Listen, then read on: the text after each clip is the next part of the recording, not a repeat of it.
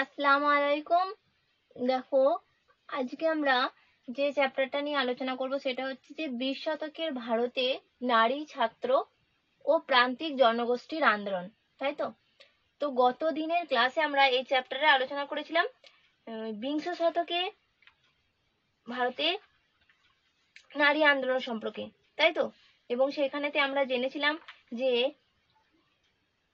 বিভিন্ন পর্বে, যেমন বঙ্গভঙ্গ পর্বে নারীদের ভূমিকা, অহিংস অসহযোগ আন্দোলন পর্বে, আইন অমান্য আন্দোলন পর্বে, ভারত ছাড়ো আন্দোলন পর্বে নারীদের ভূমিকা, এবং তার পাশাপাশি আমরা যেটা জেনেছিলাম যে সশস্ত্র বিপ্লবী আন্দোলনে নারীদের কিরূপ ভূমিকা ছিল, তাই তো? তো আজ আমরা জানবো যে 20 শতকে ভারতের বিভিন্ন ছাত্র আন্দোলন সম্পর্কে। ঠিক আছে? তো দেখো, যেমন এখানেতেও সেম ভাবে আমরা জানবো, যেমন বঙ্গভঙ্গ বিরোধী আন্দোলন পর্বে ছাত্র আন্দোলন, অহিংস অসহযোগ আন্দোলন পর্বে ছাত্র আন্দোলন, আইন অমান্য আন্দোলন পর্বে ছাত্র আন্দোলন, ভারত ছাড়ো আন্দোলন পর্বে ছাত্র আন্দোলন, তাই তো? তো দেখো, এগুলো আমি অনেকবারই তোমাদের আলোচনা করেছি। তো এখান থেকে যে কোশ্চেন গুলো হবে, তো সেরকমই কিছু কোশ্চেন আজ আলোচনা করব। ঠিক আছে? তো দেখো, যেমন ধরো, যদি তোমাদের বলা হয় যে ডন সোসাইটি, ধরো বলা হলো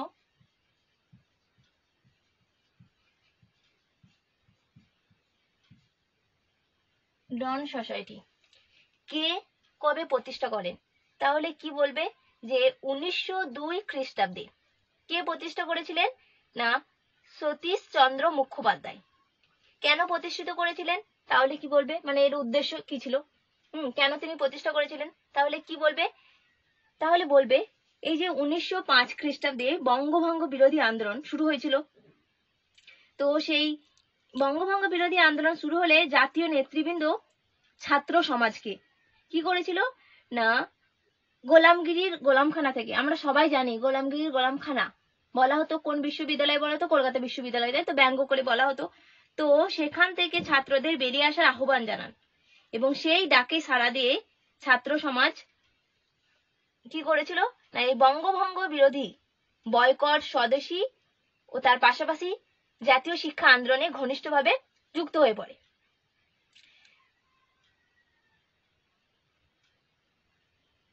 তো এই ছাত্রদেরকে অ্যাকচুয়ালি ঐক্যবদ্ধ করার উদ্দেশ্যেই এই সতীশচন্দ্র মুখোপাধ্যায় 1902 খ্রিস্টাব্দে ডন সোসাইটি প্রতিষ্ঠা করেন। বুঝতে পারলে যে ডন সোসাইটি কে কবে কেন প্রতিষ্ঠা করেছিলেন? ঠিক আছে? এরপরে ধরো, যদি বলা হয় যে কার্লাইল সার্কুলার কি, বলা হলো কার্লাইল সার্কুলার কি, তাহলে কি বলবে?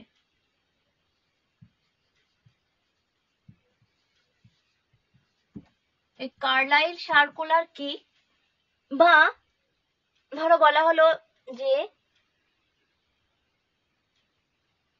এই কার্লাইল সার্কুলার কে কেন প্রতিষ্ঠা করেছিলেন, ঠিক আছে? তাহলে কি বলবে? দেখো, এই যে 1905 খ্রিস্টাব্দে বড়লাট লর্ড কার্জন বাংলাকে বিভক্ত করলেন। তো এই বাংলাকে বিভক্ত করার প্রতিবাদে আমরা কি দেখি যে বাংলায় বঙ্গভঙ্গ বিরোধী আন্দোলন শুরু হয়, যেটাকে আমরা বলছি কি যে স্বদেশী আন্দোলন, তাই তো?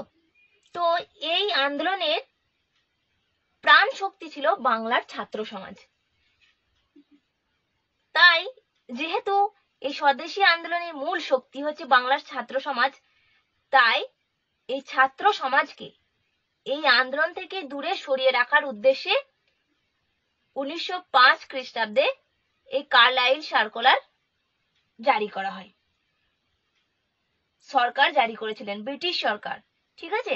এই কার্লাইল সার্কুলার জারি করেছিলেন। এই কার্লাইল সার্কুলার দ্বারা মনে রাখবে যে ছাত্রদের স্বদেশী সভা সমিতিতে যোগদান, বন্দে মাতারাম ধ্বনি দেওয়া, এই সমস্ত কিছু করা থেকে নিষিদ্ধ করা হয়। তার মানে এই স্বদেশী সভা সমিতিতে যোগদান করা থেকে ছাত্রদেরকে নিষিদ্ধ করা হয়। এই যে বন্দে মাতারাম ধ্বনি দেওয়া, সেটা নিষিদ্ধ করে দেওয়া হয়। এমনকি সরকার শিক্ষা প্রতিষ্ঠানগুলিকে হুমকিও দিয়েছিল যে আন্দোলন থেকে তাদের ছাত্রদের বিরত করতে না পারলে সেই প্রতিষ্ঠানের আর্থিক অনুদান বন্ধ করে দেওয়া হবে। বুঝতে পেরেছ যে কার্লাইল সার্কুলার কি, কেন প্রতিষ্ঠা করা হয়েছিল, কি উদ্দেশ্যে প্রতিষ্ঠা করা হয়েছিল। ঠিক আছে, এরপরে যদি বলা হয় অ্যান্টি সার্কুলার সোসাইটি কি, কি বললাম,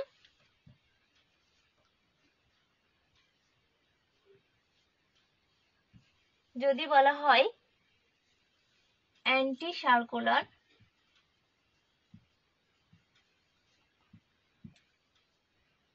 সোসাইটি কি,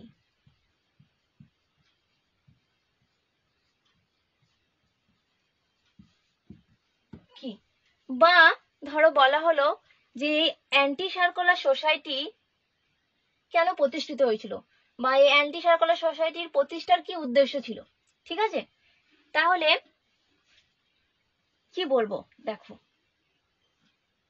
এই যে 1905 খ্রিস্টাব্দে বঙ্গভঙ্গ হচ্ছে, তো এই বঙ্গভঙ্গের প্রতিবাদে আমি একটু আগে বললাম যে বঙ্গভঙ্গের প্রতিবাদে ছাত্ররা ব্যাপকভাবে আন্দোলনে অংশগ্রহণ করছে। তো ব্রিটিশ সরকার এই ছাত্রদেরকে আন্দোলন থেকে দূরে রাখার জন্য ছাত্র বিরোধী বিভিন্ন সার্কুলার জারি করছে, যেমন Carlyle circular, Lyon circular, Pedler circular, তাই তো। এবং এই সার্কুলার গুলো জারি করে ছাত্রদেরকে আন্দোলন থেকে বিরত রাখার চেষ্টা করছেন। আর কি করছেন, আন্দোলনে যোগদানকারী ছাত্রদের স্কুল কলেজ থেকে বহিষ্কার করে, তাই তো। তো এই সমস্ত কিছু করা হলে এই সরকারের বিভিন্ন সার্কুলারের প্রতিবাদে আমরা দেখতে পাচ্ছি যে তার মানে কি বলতো, এই যে সরকার বিভিন্ন সার্কুলার জারি করছে, তো সেই সার্কুলারের প্রতিবাদ রূপে 1905 খ্রিস্টাব্দে বিখ্যাত ছাত্র নেতা যিনি হচ্ছেন শচীন্দ্র প্রসাদ বসু, তো এই শচীন্দ্র প্রসাদ বসু ছাত্রদের ঐক্যবদ্ধ করে কলকাতায় প্রতিষ্ঠা করছেন অ্যান্টি সার্কুলার সোসাইটি। কি বললাম এটা মনে রাখবে যে 1905 খ্রিস্টাব্দে এই যে সরকার বিভিন্ন সার্কুলার জারি করছে, Carlyle circular, Lyon circular, Pedler circular, তো সেই বিভিন্ন সার্কুলারের প্রতিবাদ স্বরূপ 1905 খ্রিস্টাব্দে বিখ্যাত ছাত্র নেতা শচীন্দ্র প্রসাদ বসু ছাত্রদের ঐক্যবদ্ধ করে কলকাতায় প্রতিষ্ঠা করছেন অ্যান্টি সার্কুলার সোসাইটি। ক্লিয়ার হলো? তার মানে এই যে অ্যান্টি সার্কুলার সোসাইটি প্রতিষ্ঠা হচ্ছে, এর উদ্দেশ্য হচ্ছে কি বলতো, যে বিভিন্ন শিক্ষা প্রতিষ্ঠান থেকে বহিষ্কৃত ছাত্র, মানে বিভিন্ন শিক্ষা প্রতিষ্ঠান থেকে যে সমস্ত ছাত্রদেরকে বের করে দেওয়া হচ্ছে, তাই তো, বহিষ্কার করা হচ্ছে, তো সেই বহিষ্কৃত ছাত্রদের বিকল্প শিক্ষার ব্যবস্থা করা, তার পাশাপাশি স্বদেশী আন্দোলনের প্রসার এবং তার প্রচার ঘটানো। কি বললাম, স্বদেশী আন্দোলনের প্রসার ঘটানো ও প্রচার ঘটানো, তার মানে স্বদেশী আন্দোলনের প্রচার করা এবং তার পাশাপাশি তার প্রসার ঘটানো। আর কি না, বিদেশি দ্রব্য বয়কট করা, এগুলো সব হচ্ছে কি এই অ্যান্টি সার্কুলার সোসাইটির উদ্দেশ্য। ঠিক আছে, প্রতিষ্ঠার উদ্দেশ্য। ক্লিয়ার হলো?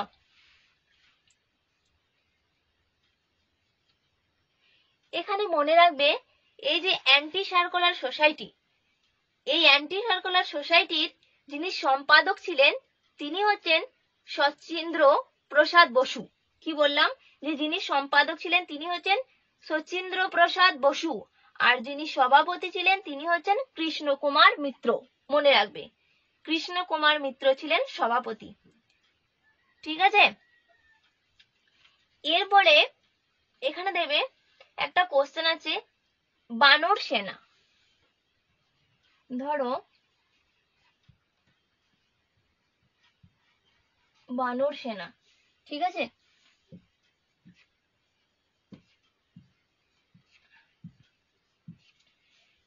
যদি বলা হয় যে বানর সেনা কি, তাহলে কি বলবে? ঠিক আছে, মনে রাখবে যে ভারত ছাড়ো আন্দোলন পর্বে যে ছাত্র আন্দোলন সংগঠিত হয়েছিল না, তো গুজরাটে তার প্রভাব পড়েছিল। তো গুজরাটের স্কুল পড়ুয়া বালক বালিকাদের নিয়ে গঠন করা হয়েছিল এক সংগঠন, এবং সেই সংগঠনটার নাম হচ্ছে বানর সেনা। ঠিক আছে, এরপরে আসছি দেখো যে সশস্ত্র বিপ্লবী আন্দোলনে ছাত্রদের যে ভূমিকা। ঠিক আছে, তো স্বদেশী আন্দোলন ও তার পরবর্তীকালে ছাত্রদের অংশগ্রহণের ফলে আমরা দেখতে পাই যে বাংলা, মহারাষ্ট্র এবং পাঞ্জাবে বিপ্লবী আন্দোলন অত্যন্ত শক্তিশালী ওঠে। তো বাংলায় এই স্বদেশী আন্দোলনের যুগে কতগুলি সমিতি, গুপ্ত সমিতি গড়ে উঠেছিল। তো এগুলো একটু মনে রাখবে। যেমন ধরো অনুশীলন সমিতি। অনুশীলন সমিতি দুটো আছে দেবে, একটা হচ্ছে কলকাতা অনুশীলন সমিতি, একটা ঢাকা অনুশীলন সমিতি, ভুলিয়ে ফেলবে না। তাহলে যেটা কলকাতায় প্রতিষ্ঠা হচ্ছে সেটা হচ্ছে 1902 খ্রিস্টাব্দে। ঠিক আছে, কলকাতায় যেটা প্রতিষ্ঠা হচ্ছে সেটা হচ্ছে 1902 খ্রিস্টাব্দে, আর সেটার প্রতিষ্ঠাতা ছিলেন সতীশ চন্দ্র বসু। হ্যাঁ, আর যেটা ঢাকায় অনুশীলন সমিতি, অর্থাৎ যেটা ঢাকায় প্রতিষ্ঠা হচ্ছে সেটা হচ্ছে 1906 খ্রিস্টাব্দে, এবং এর প্রতিষ্ঠাতা ছিলেন পুলিন বিহারী দাস। ক্লিয়ার হলো? এটা ভালো করে মনে রাখবে, গুলিয়ে ফেলবে না। তাহলে একটা হচ্ছে অনুশীলন সমিতি, যেটা অনুশীলন সমিতি যেটা হচ্ছে কলকাতায় প্রতিষ্ঠা হচ্ছে। ঠিক আছে, কলকাতা অনুশীলন সমিতি এটা কলকাতায় প্রতিষ্ঠা হচ্ছে, আর এটা প্রতিষ্ঠা হচ্ছে 1902 খ্রিস্টাব্দে। হলো? আর এটা যিনি প্রতিষ্ঠাতা ছিলেন তিনি হচ্ছেন সতীশ চন্দ্র বসু। সতীশ চন্দ্র বসু। হলো? আর একটা যেটা সেটা হচ্ছে ঢাকা অনুশীলন সমিতি। কি বললাম? ঢাকা।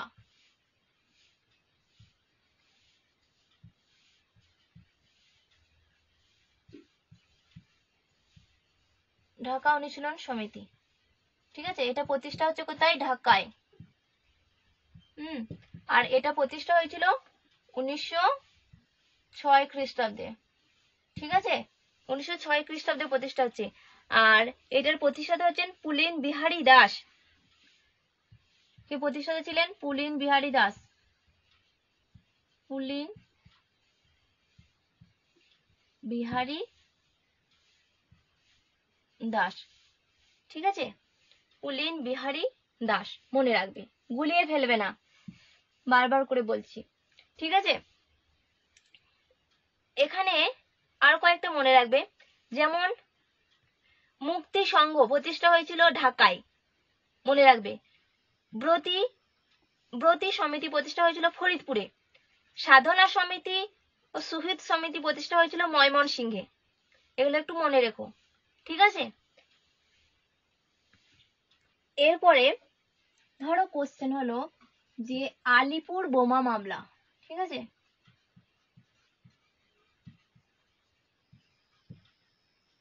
আলিপুর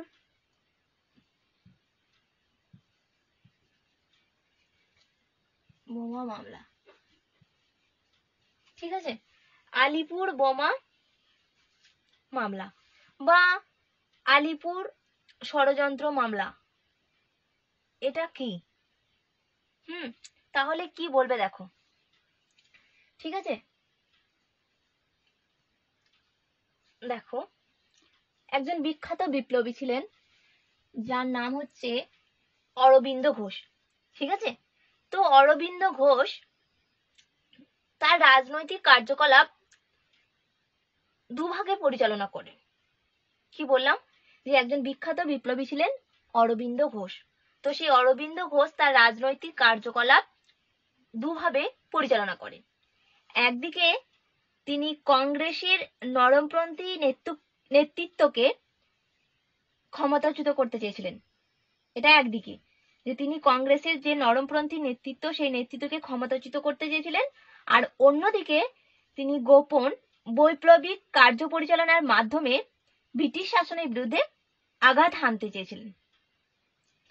তো বৈপ্লবিক কার্য পরিচালনার জন্য প্রয়োজনীয় বোমা ও অন্যান্য মারাত্মক বিস্ফোরক পদার্থ তৈরির জন্য 1907 খ্রিস্টাব্দে এই অরবিন্দ ঘোষের কনিষ্ঠ ভ্রাতা, যার নাম হচ্ছে বারীন্দ্র কুমার ঘোষ, তো সেই বারীন্দ্র কুমার ঘোষ তরুণ বাঙালি বিপ্লবীদের নিয়ে কলকাতার মানিকতলা অঞ্চলে 32 নং যে মুরারিপুর রোড আছে সেই রোডে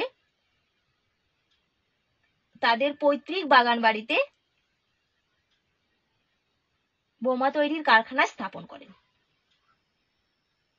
তো সেইখানেতে পুলিশ তল্লাশি চালিয়ে প্রচুর বোমা তৈরির মাল মশলা, তারপর ডিনামাইট ও বোমা উদ্ধার করেন। তো এইসবের সঙ্গে যুক্ত থাকার অভিযোগে অরবিন্দ ঘোষ, বারীন্দ্র কুমার ঘোষ, তারপর অবিনাশ ভট্টাচার্য, উপেন্দ্রনাথ বন্দ্যোপাধ্যায়, উল্লাসকর দত্ত সহ বিপ্লবীদের গ্রেপ্তার করা হয় এবং 1908 খ্রিস্টাব্দে পুলিশ ব্রিটিশ সরকারের বিরুদ্ধে বিপ্লবীদের ষড়যন্ত্রে লিপ্ত থাকা ও রাষ্ট্রদ্রোহিতার অভিযোগ এনে তাদের বিরুদ্ধে এক মামলা দায়ের করা হয়, যেই মামলাটাকে বলা হচ্ছে আলিপুর বোমা মামলা বা আলিপুর ষড়যন্ত্র মামলা। ঠিক আছে,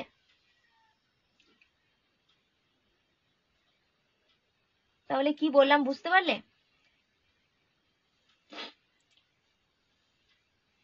কি বললাম বলতো, যে অরবিন্দ ঘোষ তার রাজনৈতিক কার্যকলাপ দুটো ভাবে পরিচালনা করেছিলেন। একটা হচ্ছে তিনি চেয়েছিলেন যে কংগ্রেসের যে নেতৃবৃন্দ, নরমপুরের নেতৃবৃন্দ, তাদের ক্ষমতাচ্যুত করতে, তাদেরকে ঠিক আছে ক্ষমতাচ্যুত করতে চেয়েছিলেন। আর অন্যদিকে তার আর একটা উদ্দেশ্য ছিল যে গোপন বৈপ্লবিক কার্যকলাপের মাধ্যমে ব্রিটিশদের বিরুদ্ধে আঘাত আনতে চেয়েছিলেন।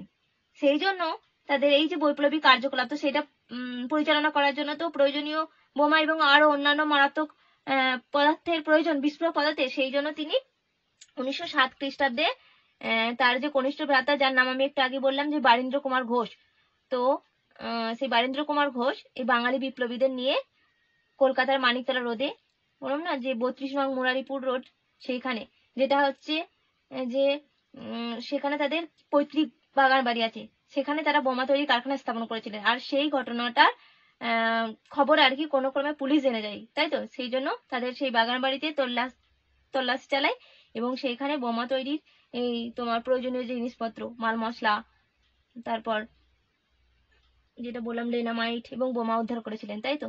যার ফলে ব্রিটিশ সরকার এর বিরুদ্ধে বিপ্লবী ষড়যন্ত্রে লিপ্ত থাকা এবং রাষ্ট্রদ্রোহিতার অভিযোগ এনে তাদের বিরুদ্ধে এক মামলা দায়ের করা হয়েছিল। আর সেই মামলাটাই হচ্ছে ইতিহাসে আলিপুর ষড়যন্ত্র মামলা বা আলিপুর বোমা মামলা। ঠিক আছে, বুঝতে পারলে কি বললাম? এরপরে দেখো, এখানে মনে রাখবে একটা, যদি বলা হয় বাঘাযতীন, বাঘাযতীন নামে কে পরিচিত ছিলেন? যতীন্দ্রনাথ মুখোপাধ্যায়। মনে রাখবে যে বুড়িবালামের যে যুদ্ধ হয়েছিল, এই বুড়িবালামের যুদ্ধ হয়েছিল 1915 খ্রিস্টাব্দে। মনে রাখবে বুড়িবালামের যুদ্ধ হয়েছিল 1915 খ্রিস্টাব্দে। তো এই বুড়িবালামের যুদ্ধে যিনি প্রধান নেতৃত্ব দিয়েছিলেন তিনি হচ্ছেন এই যতীন্দ্রনাথ মুখোপাধ্যায়। ঠিক আছে, এটা মনে রেখো। এরপর যদি বলা হয় গদর পার্টি, গদর পার্টি হচ্ছে একটা বিপ্লবী দল। বললাম গদর পার্টি, ঠিক আছে। গদর পার্টি হচ্ছে একটা বিপ্লবী দল। এটি প্রতিষ্ঠা করেন লালা হারদোয়াল, ঠিক আছে, এবং তিনি প্রতিষ্ঠা করেছিলেন আমেরিকার সান ফ্রান্সিসকোতে। মনে রাখবে কি বললাম, যে আমেরিকার সান ফ্রান্সিসকোতে প্রতিষ্ঠা করেছিলেন গদর পার্টি। কে না? লালা হারদোয়াল, ঠিক আছে। আর এই দলটি প্রতিষ্ঠা করেছিলেন 1913 খ্রিস্টাব্দে। কত খ্রিস্টাব্দে বললাম? 1913, মনে রাখবে 1913 খ্রিস্টাব্দে, ঠিক আছে। এরপরে যদি বলা হয় কোমাগাতামারু ঘটনা কি, তাহলে কি বলবে দেখো, কোমাগাতামারু ঘটনা কি?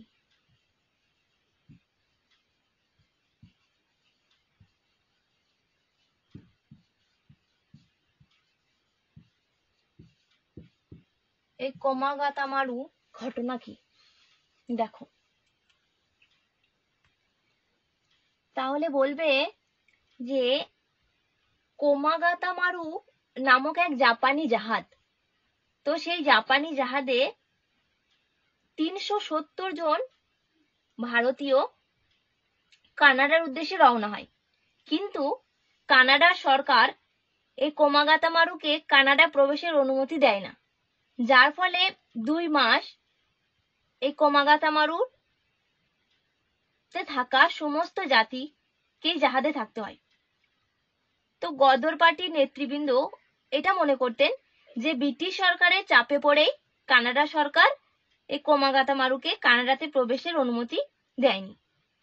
আবার ইতিমধ্যে আমরা দেখতে পাই যে 1914 সালে প্রথম বিশ্বযুদ্ধ শুরু হয়ে যায়। তো প্রথম বিশ্বযুদ্ধ শুরু হয়ে গেলে ইংল্যান্ড থেকে এরকম অর্ডার আসে যে সমস্ত জাহাজের লোকেরা বাইরে গেছে সেই সমস্ত জাহাজের লোকেদের তাদের নিজস্ব জায়গায় ফিরে আনা হোক, যার ফলে এই কোমাগাতামারুকে আবার ঘুরে ভারতে আসতে হয় এবং কলকাতার যে বজবজ স্টেশন সেইখানেতে জাহাজটিকে থামানো হয়।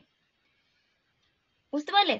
তারপর ব্রিটিশ সরকার এই জাহাজের এই যে অভুক্ত যাত্রী সেই যাত্রীদের উপর জোর করা শুরু করে এবং জোর করে তাদেরকে পাঞ্জাবের ট্রেনে ওঠানোর জন্য তাদের উপর জুলুম করতে থাকে, যার ফলে উভয় পক্ষের মধ্যে এক সংঘর্ষ হয় এবং সেইখানেতে 22 জন যাত্রীর মৃত্যু ঘটে। তো এই যে ঘটনা, এটাকে বলা হচ্ছে কোমাগাতামারু ঘটনা। বুঝতে পারলে কি বললাম? এটা একটু ভালো করে পড়ো। এরপর ধরো পরে যেটা, যেমন কাকোরি ষড়যন্ত্র মামলা, লাহোর ষড়যন্ত্র মামলা, এগুলো একটু পড়তে হবে। ঠিক আছে? দেখো কাকোরি ষড়যন্ত্র মামলা যেটা, সেটা হয়েছিল 1925 খ্রিস্টাব্দে। ঠিক আছে?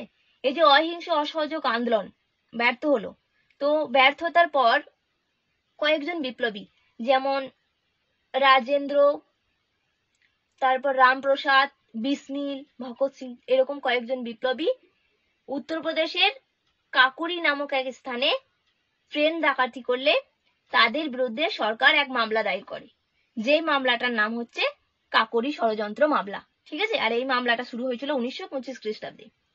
হলো।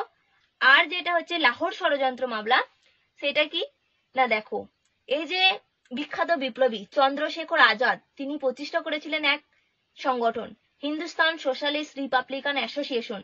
তো এই দলের অনেকেই সদস্য ছিলেন, যেমন ভগৎ সিংও তার মধ্যে ছিলেন। ঠিক আছে?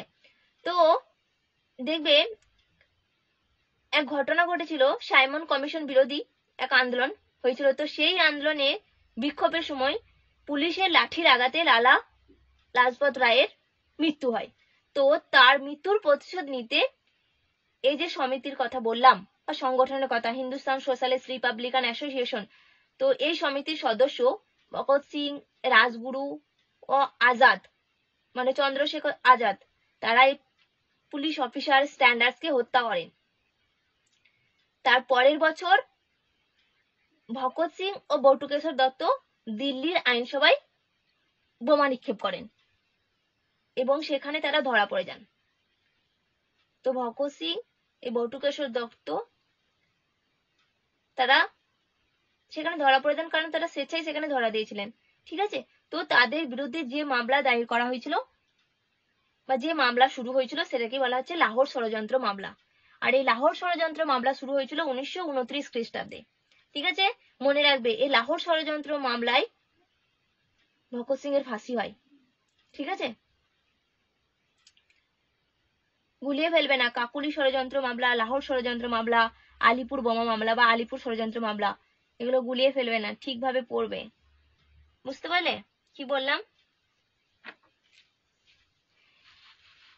এরপরে ধরো যদি বলা হয় অলিন্দ যুদ্ধ কি,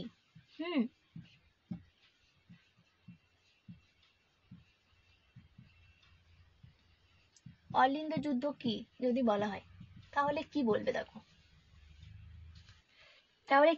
দেখো, এই 1930 খ্রিস্টাব্দে 8ই ডিসেম্বর বেঙ্গল ভলেন্টিয়ার্স যে দল, কি বললাম যে 1930 খ্রিস্টাব্দে 8ই ডিসেম্বর বেঙ্গল ভলান্টিয়ার্স যে দল বা যাকে শর্টে আমরা বলি বিভি দল, তো সেই বিভি দলের 3জন সদস্য ছিলেন।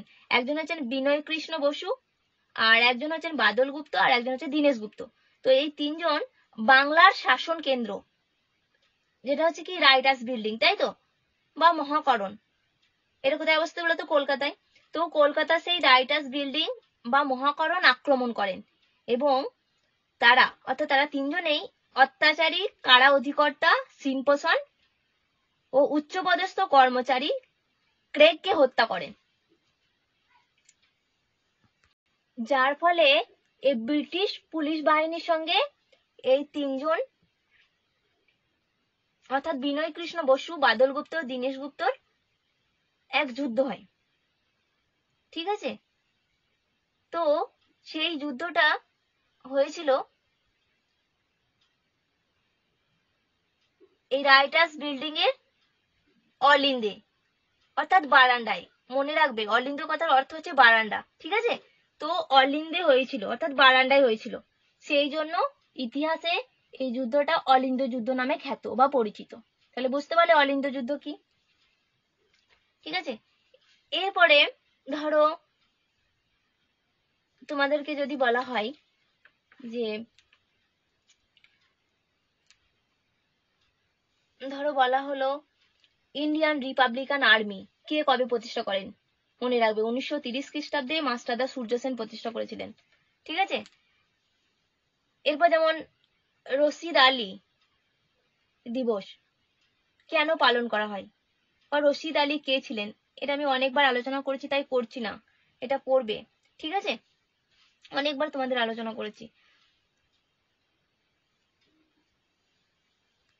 ধরো যদি বলা হয় কে কোন ঘটনাকে কেন অলমোস্ট রেভলিউশন বলেছেন, যদি বলা হয় তাহলে কি বলবে?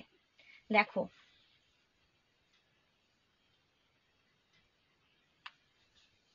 কি বললাম যে কে কোন ঘটনাকে কেন অলমোস্ট রেভলিউশন বলেছেন, তাহলে কি বলবে? দেখো বলবে যে 1946 খ্রিস্টাব্দে রশিদ আলীর 7 বছরের সশ্রম কারাদণ্ড ঘোষণা করা হয়, তাই তো। তো এই 7 বছরের সশ্রম কারাদণ্ড ঘোষণা করা হলে এর প্রতিবাদে 1946 খ্রিস্টাব্দে 11 থেকে 13 ফেব্রুয়ারি কলকাতায় ব্যাপক গণ আন্দোলন দেখা দেয়।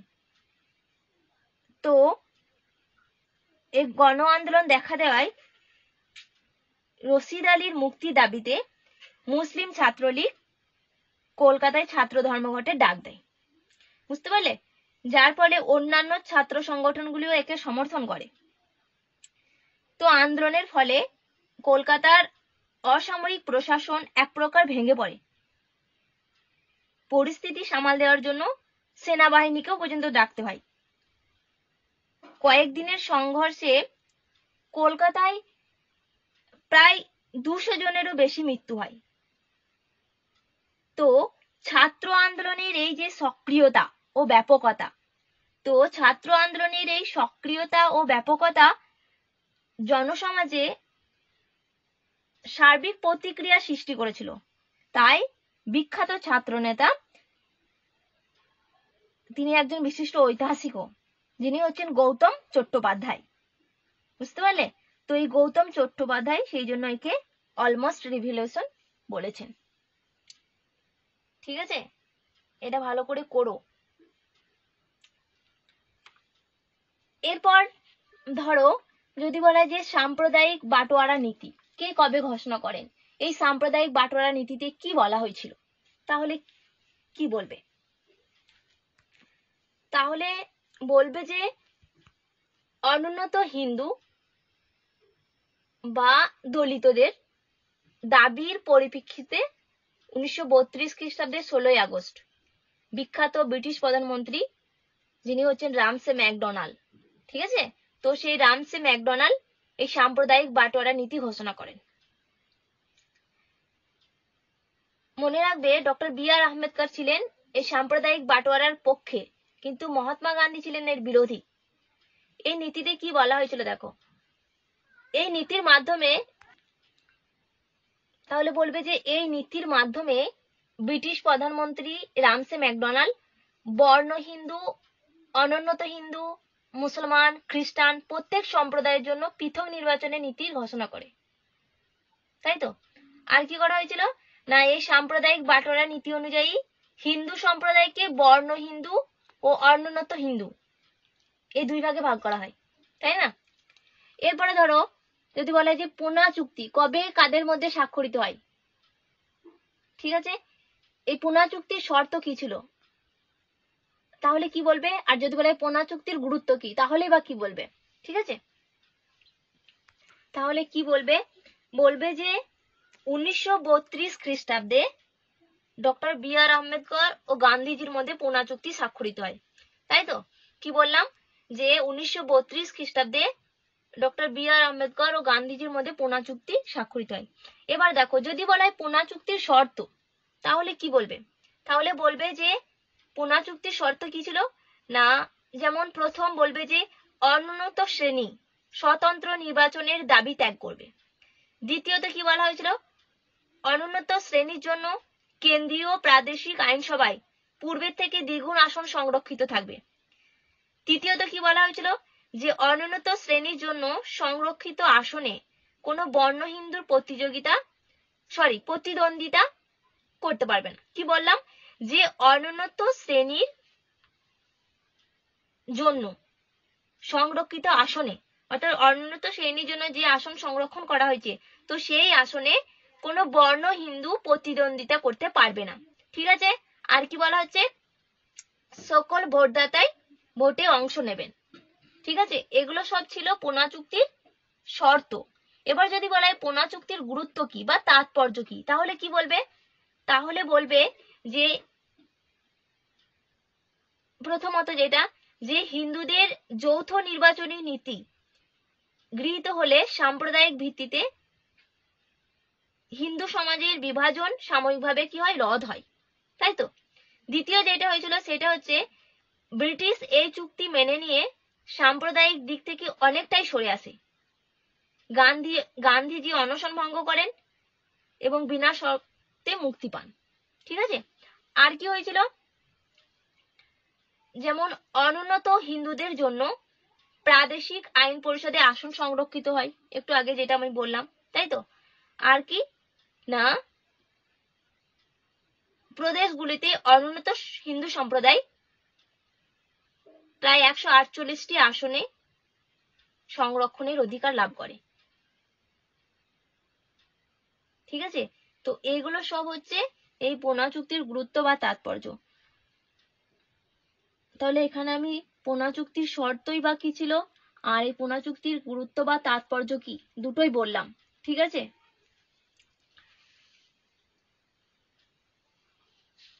এরপর দেখো, ধরো যদি বলা হয় এরকম একটা কোশ্চেন যে কে কবে সত্যশোধক সমাজ গঠন করেন, ঠিক আছে। আর এই সত্যশোধক সমাজ গঠনের উদ্দেশ্য বা কি ছিল, ঠিক আছে। কি বললাম, সত্যশোধক সমাজ, তাই তো, সত্যশোধক সমাজ, ঠিক আছে। তাহলে কি বলবে দেখো,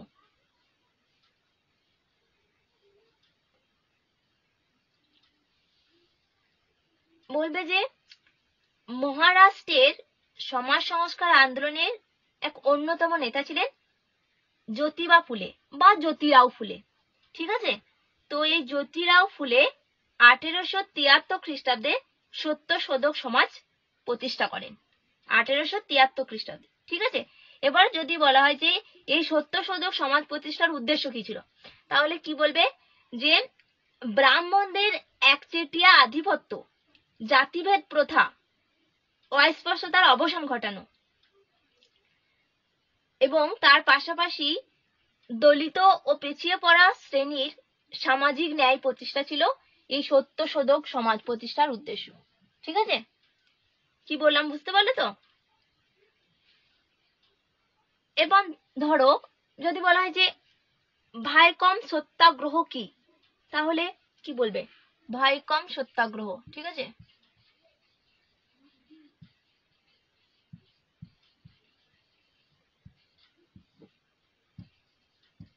এই ভাইকম সত্যাগ্রহ কি? ঠিক আছে, তাহলে কি বলবে? দেখো দেখো এই ভাইকম বর্ণ হিন্দুদের একটি মন্দির,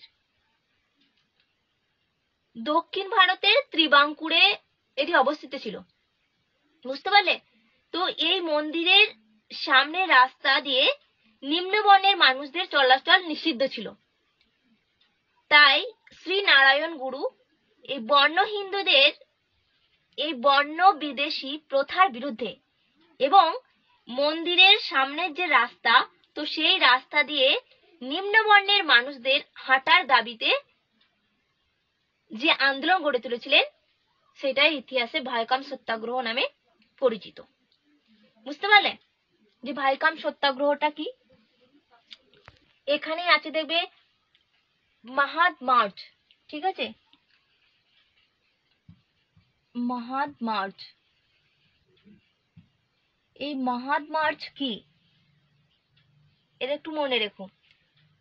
এটি ডক্টর বি আর আম্বেদকর ভারতবর্ষের দলিতদের অধিকার প্রতিষ্ঠার জন্য আন্দোলন শুরু করেন। তো 1927 খ্রিস্টাব্দে এই ডক্টর বি আর আম্বেদকর অস্পৃশ্যতা বিরোধী আন্দোলনের কর্মসূচি গ্রহণ করেন এবং তিনি মহারাষ্ট্রের মহারাষ্ট্রের কোলাবা জেলায় অস্পৃশ্যরা যাতে পানীয় জল ব্যবহার করতে পারে তার জন্য 1928 খ্রিস্টাব্দে সে এক প্রতিবাদ আন্দোলন করেন বা গড়ে তোলেন। তাহলে কি বললাম যে 1927 খ্রিস্টাব্দে ডক্টর বি আর আম্বেদকর অস্পৃশ্যতা বিরোধী আন্দোলনের কর্মসূচি গ্রহণ করেন এবং তিনি মহারাষ্ট্রের কোলাবা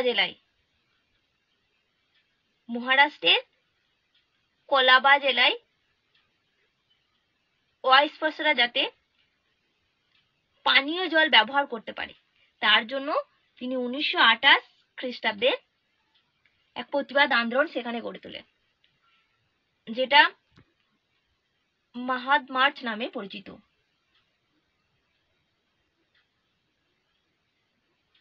বুঝতে পারলে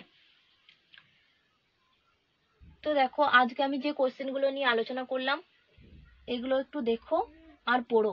ঠিক আছে, তো আজ এই পর্যন্তই। আসসালামু আলাইকুম।